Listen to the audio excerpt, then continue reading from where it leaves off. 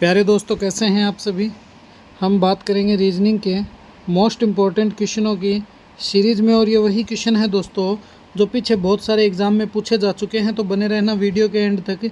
चलिए स्टार्ट करते हैं अपनी रीजनिंग की मोस्ट इम्पॉर्टेंट क्लास को। इससे पहले जितने भी साथी चैनल पर नए हैं वो चैनल को ज़्यादा से ज़्यादा लाइक शेयर सब्सक्राइब कर देना और बेल आइकन को प्रेस कर लेना, जिससे कि आपको रोज़ इनका नोटिफिकेशन मिलता रहे। और इनमें से आप कितने क्वेश्चन सही कर पा रहे हो मुझे कमेंट में ज़रूर बताना।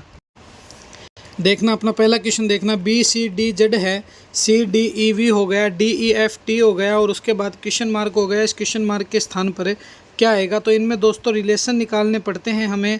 कोई ख़ास रिश्ता दे दिया जाता है, उसको छांटना पड़ता है कि इनमें क्या बनेगा क्या नहीं बनेगा।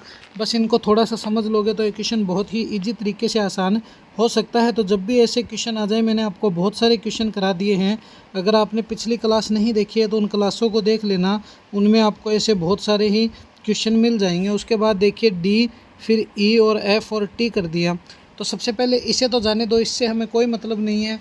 हमें सिर्फ ये देखना है कि इन दोनों में क्या रिलेशन है। अगर इन दोनों का रिलेशन निकल गया तो फिर आगे वाला ऑटोमेटिक ही सोल्व हो जाएगा। देखिए B है, B से C की तरफ चलिए, +1 हो गया, बिल्कुल हो गया। C है, C से D की तरफ चलोगे तो भी +1 हो गया। और D से E की तरफ चलोगे तो भी +1 हो गया। मगर Z है, Z से V की तरफ चलिए तो V है, फिर W X Y और Z। तो इसका मतलब इसने -4 कर दिया। क्या कर दिया? -4। तो इसमें क्या रिलेशन निकला कि 3 बार तो इसने +1 किया है और चौथी बार इसने -4 कर दिया। यही इसमें सीधा साधा रिलेशन निकला है। तो अब हम सीधा इसको ही निकाल देंगे। देखिए D है, फिर E हो गया, फिर F हो गया और फिर T हो गया। तो इसका अगर तुम रिलेशन देखोगे तो D के बाद क्या आता है? तो सर E आता है। E के बाद क्या आता है? तो सर F आता है। और F के बाद क्या आता है? तो आप सभी जानते हैं G आता है। मगर T है, T से -4 करोगे तो क्या आ जाएगा? P आ जाएगा। P फिर Q R S T। तो E F G P कहाँ है? E F G P सीधा सीधा ऑप्शन नंबर 3 आपको नज़र आ रहा है, वही E F G P है। तो इस तरह से जब भी तुम क्वेश्चन सोल्व करोगे तो कोई परेशानी नहीं है, तुम्हारे क्वेश्चन आराम से सोल्व हो सकते हैं। मगर तुम ऐसे नहीं देखोगे तो तुम 100/1% इन क्वेश्चनों को गलत करके आओगे, क्योंकि ये क्वेश्चन आपको सीधे साधे समझ में नहीं आएंगे। इसीलिए E F G P is the correct answer. चलिए नेक्स्ट क्वेश्चन पर डिस्कस करते हैं। अगला प्रश्न देखिए, ये रहा हमारा नेक्स्ट क्वेश्चन। देखिए 4 16, फिर 4 हो गया, 2 4 2 हो गया, फिर उसके बाद समानुपात क्वेश्चन मार्क हो गया, क्वेश्चन मार्क के बाद 3 9 3 हो गया। तो ये कैसा क्वेश्चन है? बहुत ही टफ क्वेश्चन, तुम इसे समझ सकते हो। मगर ध्यान रखना, सबसे इजी क्वेश्चन भी यही है अगर तुम्हें इनका थोड़ा सा रिलेशन पता है और थोड़ी सी रीजनिंग अगर तुम्हारी पड़ी हुई है। तो देखिए इस क्वेश्चन को 4 है, उसके बाद इसने 16 कर दिया, 16 के बाद इसने फिर से 4 कर दिया, फिर इसने 2 कर दिया, फिर इसने 4 कर दिया और उसके बाद इसने 2 कर दिया। फिर समानुपात क्वेश्चन मार्क है, फिर अनुपात हो गया 3, फिर 9 और 3 हो गया। तो देखिए इस क्वेश्चन को, देखिए 4 है, 4 से इसने 2 बनाया, मान लिया -2 हो गई। फिर इसने 16 से 4 बना दिया, इसका मतलब -12 हो गए। फिर इसने क्या किया है? 4 से फिर 2 बनाया तो -2 कर दिया। अब हम अगर इसमें से -2 करें तो 1 आना चाहिए, -4 करें तो 4 के बाद फिर 5 आना चाहिए, और 3 में -2 करें तो 1 आना चाहिए। यहाँ पर आपको ऐसे कोई नज़र आ रहा है क्या? नहीं आ रहा है। तो सर ये ऐसे तो इस प्रकार तो हम 1% भी इनको सॉल्व नहीं कर सकते। तो फिर इनमें ऐसा रिलेशन क्या है जिससे हम इनको सॉल्व कर दें? तो देखिए इस क्वेश्चन को सबसे पहले यहाँ पर देखिए 4 है, 4 के बाद इसने क्या लिखा है? तो सर इसने 4 के बाद 16 लिखा है, ये लीजिए 16 हो गया। फिर इसने क्या लिखा है? 4 लिखा है, फिर समानुपात इसने 2 लिखा है, उसके बाद इसने 4 किया है और 2 कर दिया, फिर समानुपात क्वेश्चन मार्क हो गया, फिर अनुपात इसने 3 लिखा है, फिर 9 लिखा है और फिर 3 लिखा है। तो यही तो लिखा गया है, बिल्कुल सर यही लिखा गया है। तो तुम इनमें जब तुम इन पर फोकस करोगे तो देखिए ये जो 4 है, इस 4 का तुम रूट कर दो, 2 आ जाएगा। ये 16 है, इस 16 का तुम रूट कर दो, 4 आ जाएगा। फिर इस 4 का रूट कर दो तो 2 आ जाएगा। बिल्कुल सर आ गया। तो अब देखिए 3 है, 3 किसका रूट है? तो सर 3 तो 9 का रूट है। जब तुम 9 का रूट करोगे तो कितना आएगा? 3 आएगा। उसके बाद 9 किसका रूट है? तो 81 का रूट है। 81 का रूट कितना होता है? तो सर 9 होता है। और उसी प्रकार 9 है, 9 किसका रूट है? तो 3 जो है दोस्तों 9 का रूट है। तो 3 फिर 81, यहाँ पर देखिए पहले 9 फिर 9 फिर 81, या फिर 9 81 9 आपको कहाँ नज़र आ रहे हैं? तो 9 81 9 अब तो आप समझ गए होंगे कहाँ पर है। तो 9 81 9 अपना ऑप्शन नंबर 2 में है, ये रहा 981 तो यही अपना क्या हो जाएगा, करेक्ट आंसर हो जाएगा। तो ये लीजिए अपना क्वेश्चन आराम से सोल्व हो गया, क्योंकि हमने इनमें थोड़ा सा फोकस कर लिया। ये किस प्रकार का रिलेशन है देखिए, 4 है, इस 4 का रूट कर दो 2 आ गया, 16 का रूट कर दो 4 आ गया, फिर 4 का रूट कर दो 2 आ गया। तो ये लीजिए, तो यहाँ पर जो है दोस्तों, यहाँ पर 9 81 3 जो है वो 9 का रूट है, 9 जो है 81 का रूट है, और 3 जो है 9 का रूट है। तो 9 81 9 ही अपना क्या है, करेक्ट आंसर हो गया। तो इस प्रकार से तुम रीजनिंग को बहुत ही आसानी से सोल्व कर सकते हो, अगर तुम्हें थोड़ा सा रीजनिंग मालूम है तो। चलिए नेक्स्ट क्वेश्चन देखिए, ये रहा हमारा नेक्स्ट क्वेश्चन, बहुत ही अच्छा क्वेश्चन है। क्रम में रखने पर निम्नलिखित में से कौन सा अक्षर समूह है इसको पूरा कर देगा। देखिए ए है, फिर डैश सी डी डी हो गया, फिर डैश बी सी डी हो गया, फिर डैश हो गया, फिर ए बी सी हो गया, फिर डी ए बी हो गया। तो इनमें तो हम सोच भी नहीं सकते कि ये कैसे हो सकता है। इनको सोचने के लिए कोई दोस्तों कोई ख़ास इसमें ट्रिक का इस्तेमाल नहीं होता है, ना ही इसमें कोई ट्रिक लगेगी, बल्कि ये जो क्वेश्चन है, ये क्वेश्चन जो ABCD वाले क्वेश्चन हैं, इनमें हमेशा ध्यान रखना हमें क्या लेना पड़ता है। मैंने कोई हज़ारों बार आपको बता दिया, इनमें हमेशा आपको कॉमन लेना पड़ेगा। तुम इसमें से कॉमन छांट लेना, तुम्हारे ऑटोमेटिक क्वेश्चन सॉल्व हो जाएंगे। और जो PTET की तैयारी कर रहे हैं वो इस बात को ध्यान रखना, ऐसे क्वेश्चन सबसे ज़्यादा आपको एग्ज़ाम में देखने को मिलेंगे। तो चलिए बनाते हैं हम इन क्वेश्चनों को और करते हैं सॉल्व। सबसे पहले इसने क्या दिया है, तो सबसे पहले इसने ए दिया है, उसके बाद इसने सी, फिर डी, और डी हो गया, फिर इसने दोस्तों डैश कर दिया, फिर इसने बी सी डी कर दिया, फिर डैश कर दिया, फिर ए बी और सी कर दिया, फिर डैश कर दिया, फिर डी ए और बी कर दिया, और उसके बाद इसने डैश कर दिया। तो अब आगे देखते हैं क्या होता है। चलिए इनको करते हैं हम सॉल्व।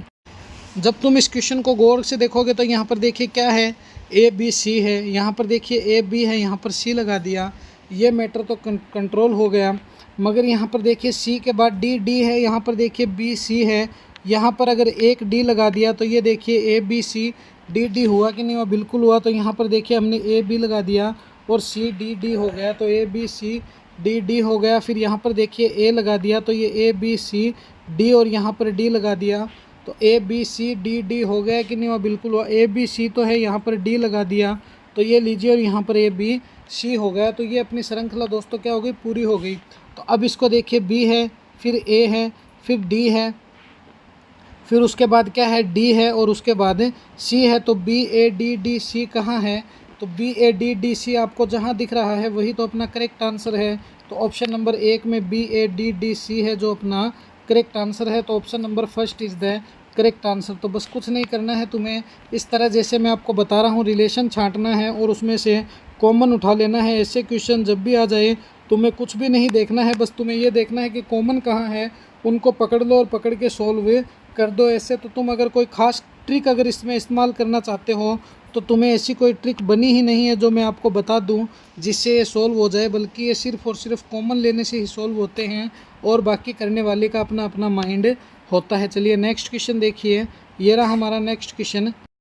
देखिए इस क्वेश्चन को, ई ए सी है, जी सी ई है, आई ई जी है और क्वेश्चन मार्क है। इस क्वेश्चन मार्क के स्थान पर क्या आएगा वो हमें बताना है। तो सबसे पहले देखें हम क्या करेंगे, हमारा सेम फंडामेंटल है, इनको लिखेंगे। ई ए सी हो गया, क्या हो गया सर, ई ए सी हो गया, तो ये लीजिए ई ए सी हो गया, ई ए सी हैं। सबसे पहले यहाँ देखिए ये रहा, उसके बाद इसने क्या कर दिया, उसके बाद सर इसने कर दिया जी, फिर सी और ई कर दिया, ये लीजिए।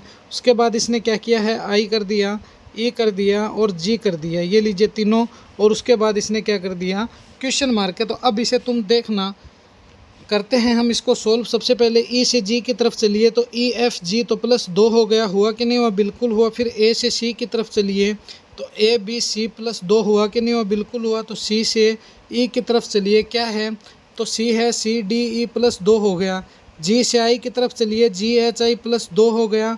सी से ई की तरफ चलिए, सी डी ई +2 हो गया। और ई से जी की तरफ चलिए, एफ जी +2 हो गया। तो अब देखिए तुम आई में +2 कीजिए, आई फिर जे और क्या हो गया, के हो गया। ई में +2 कीजिए, क्या हो गया, तो एफ जी हो गया। उसके बाद जी में +2 करिए, तो जी फिर एच और आई हो गया। तो के जी आई कहाँ नज़र आ रहा है आपको, तो सर के जी आई तो हमारे ऊपर ही है 2 नंबर में, जो अपना करेक्ट आंसर है। तो बस कुछ नहीं करना है, बहुत ही सिंपल सा रिलेशन है, तुम्हें इसी तरह इन रिलेशनों को ज्ञात करना है और कुछ भी नहीं करना है तो KGI is the correct answer. तो ये लीजिए हमारा 2 नंबर जो है साथियों वही क्या हो गया, करेक्ट आंसर हो गया। तो रीजनिंग बहुत ही ईजी सब्जेक्ट है, तुम्हें कोई घबराने वाली बात नहीं है। तुम बहुत ही आसानी से बहुत ही ईजी वे में रीजनिंग को सोल्व कर सकते हो। देखिए नेक्स्ट क्वेश्चन, आप इसी तरह अगर रोज़ वीडियो पर बने रहोगे एंड तक तो मैं ये गारंटी देता हूँ तुम्हें रीजनिंग का खिलाड़ी बनाकर रख दूँगा। और तो कुछ नहीं है, मैं इतना जानता हूँ कि आपने अगर मेरी क्लासें रोज़ ली है ना दोस्तों, तो आप रीजनिंग में चाहे किसी भी एग्ज़ाम में बैठ जाना, रीजनिंग के जो क्वेश्चन है तुम कभी गलत नहीं करके आओगे। ये मेरा वादा है आपसे, 100/1% मैं आपको कह रहा हूँ। मैं जो ट्रिक करा रहा हूँ उसी ट्रिक से आप क्वेश्चन को करना। देखिए 30 है, फिर इसने क्या किया, अनुपात क्वेश्चन मार्क कर दिया, फिर इसने समानुपात 130 कर दिया, और 130 से इसने कितना कर दिया, 222 कर दिया। तो अब देखिए हमें ये वाला रिलेशन तो चाहे तुम छोड़ दो, तुम्हें कुछ नहीं देखने की ज़रूरत है। तुम तो सिर्फ इस रिलेशन को देखो कि 130 से 222 आखिर बना कैसे। तो देखिए 222 है, इसमें से माइनस कर दो तुम 130, 2 में से 0 गया, कितने बचे, 2 बचे, 2 में से 3 तो नहीं जा सकता, तो तुम 22 में से सीधा 13 ही घटा दो। तो 22 में से 13 घटाओगे कितने बचेगा, 9 बचेगा। तो ये लीजिए 92 हो गया। तो इसमें इसका मतलब क्या है, तो इसने क्या कर दिया, प्लस 92 कर दिया। क्या कर दिया, 92 प्लस कर दिया। ये लीजिए हमारा क्वेश्चन हो गया सोल्व। और यहाँ से जब तुम 92 प्लस करोगे तो कितना आ जाएगा, 2 और 0 कितने हो गए, तो सर 2 हो गए। और उसके बाद 9 और 3 कितने हो गए, तो सर 11 हो गए। 112 है वो कहाँ है, तो 112 तो सर ऑप्शन नंबर 4 में है। तो ये 112 ही जो है दोस्तों, यही तो है अपना करेक्ट आंसर, यही तो है बादशाह। ये लीजिए हमारा करेक्ट आंसर निकल कर आ गया। तो 112 इज़ द करेक्ट आंसर। तो बताइए मेरे को आप कि आपने क्लासें अगर मेरी रोज़ ली है तो आपको रीजनिंग कितनी इजी लग रही है, वो मुझे ज़रूर आप कमेंट करके बताना। चलिए नेक्स्ट क्वेश्चन देखिए, ये रहा हमारा अगला प्रश्न। देखिए रोगी है, चिकित्सक हो गया, और आगे क्या होगा वो हमें बताना है। तो इस क्वेश्चन को कुछ नहीं है, बस थोड़ा सा ध्यान से देखना कि जिस प्रकार हमारे कोई भी प्रकार का रोग हो जाता है, मान लीजिए नॉर्मली हमें बुखार हो गई, तो हम किसके पास सलाह लेने जाते हैं, चिकित्सक के पास। किसके पास जाते हैं, चिकित्सक के पास जाते हैं, क्योंकि हमें विश्वास है कि हमारा हमारा जो ट्रीटमेंट करेगा वो कौन करेगा, तो चिकित्सक ही हमारा ट्रीटमेंट कर सकता है। तो उसी प्रकार सेव जो है वो चाकू के पास जाएगी, समझना इस बात को, नहीं जाएगी। नर्स जो है वो सर्जन के पास जाएगी, क्या लेने जाएगी, उसका क्या काम है सर्जन के पास। कैंची जो है लोहे के पास जाएगी, नहीं, कैंची लोहे की बनी होती है। मगर जब तुम इसे देखोगे कि विद्यार्थी है वो सलाहकार के पास जाएगा, क्योंकि मान लीजिए कोई भी चैप्टर है आप पढ़ रहे हो, जैसे कि ऊष्मागतिकी पढ़ रहे हो, थर्मोडायनेमिक्स पढ़ रहे हो, या फिर ह्यूमन बायोलॉजी पढ़ रहे हो, तो आपको कोई भी बात समझ में नहीं आए तो आप किसके पास जाओगे, उससे संबंधित सलाहकार के पास जाओगे, टीचर के पास जाओगे। तो विद्यार्थी का किससे संबंध हो गया, सलाहकार से। तो विद्यार्थी का संबंध किससे है, सलाहकार से है। चलिए नेक्स्ट क्वेश्चन देखिए, ये रहा हमारा अगला प्रश्न, बहुत ही अच्छा क्वेश्चन है। दिए गए समूह में विभिन्न की पहचान करें, या विषम की पहचान करें, या फिर अलग की पहचान करें, या फिर इसके बाद क्या कह सकता है, अलग बताइए, या फिर इसके बाद क्या कह सकता है, विषम बताइए। तो ये जो भी आपके सामने कोई थ्योरी आ जाए, तुम घबराना मत, इनमें से कोई एक ही हो सकता है। बड़े ही आराम से, बड़े ही चाव से इनको कर देना। तो देखिए इसे बताता हूँ मैं आपको कि 10 जो है दोस्तों, ये क्या है, एक सम संख्या है। 26 जो है ये भी क्या है, एक सम संख्या है। 24 जो है, ये तीनों ही क्या है, तो तीनों को ध्यान रखना, ये तो है सम संख्याएँ। क्या है, साम नहीं है, सम संख्या है। मगर जब तुम 21 को देखोगे तो ये क्या है, तो सर ये विषम संख्या है। क्या है, विषम संख्या है, इसीलिए ये 21 जो होगा वही क्या होगा, इनमें डिफरेंट होगा। तो option number 4 is the correct answer. तो ये 4 नंबर ऑप्शन जो है वही क्या हो गया सर, अपना करेक्ट आंसर हो गया। तो option number 4 is the correct answer. चलिए नेक्स्ट क्वेश्चन पर डिस्कस करते हैं। अगला प्रश्न देखिए, ये रहा हमारा नेक्स्ट क्वेश्चन। ये भी बहुत ही अच्छा और शानदार क्वेश्चन है।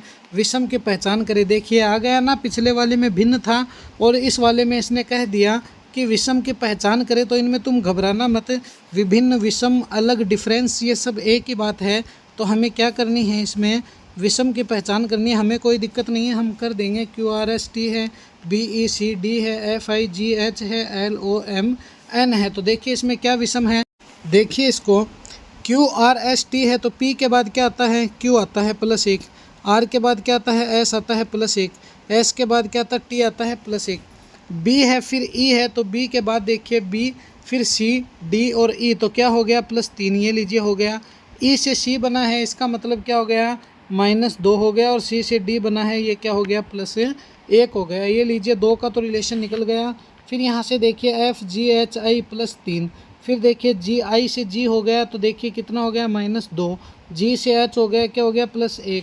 यहाँ से देखिए एल से ओ बना है, तो यहाँ पर क्या है दोस्तों +3 हो गया, जे के एल, फिर एम एन ओ तो 3 हो गया, उसके बाद एम है -2 हो गया, उसके बाद एन है +1 हो गया। तो अब तुम ही बता दो कि इसमें से तुम्हें विषम कौन सा नज़र आ रहा है। मेरा को तो ऑप्शन नंबर 4 फर्स्ट जो है वही विषम दिख रहा है, क्योंकि दोस्तों इसमें देखिए सभी में +3 -2 +1 +3 -2 +1, और ऊपर वाले में भी +3 -2 +1 हो गया।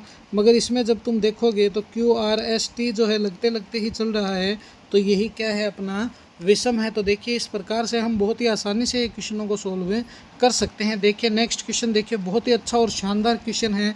6 मित्र है ए बी सी डी ई और एफ पूर्व की ओर मुँह करके एक पंक्ति में बैठे हैं। सी जो है वो ए और ई के बीच में है, अच्छी बात है।